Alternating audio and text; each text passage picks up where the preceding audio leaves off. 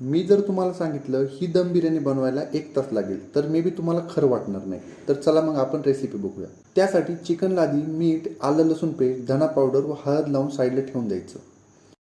नंतर एका कुकरमध्ये तेल घ्यायचं आणि स्लाइस केलेला कांदा, जेवढं चिकन असेल त्याच्या हाफ क्वांटिटीमध्ये कांदा घ्यायचा आणि कांदा ब्राऊन करून घ्यायचा.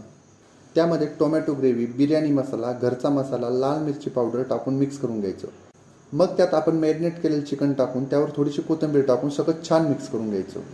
आणि त्यामध्ये 1 वाटी दही ॲड करायचं, वरतून थोडीशी कोथिंबीर.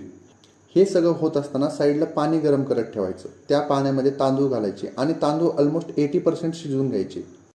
तोपर्यंत आपलं चिकन थोडंफार शिजेल. त्यामध्ये आपलं 80% शिजलेलं तांदूळ ॲड करायचा व 1 शिट्टी घ्यायची. कुकरला 10 मिनिटे रेस्ट करायला ठेवायचं आणि जबरदस्त अशी आपल्या कुकरमध्ये दम बिर्याणी तयार होऊन जाईल.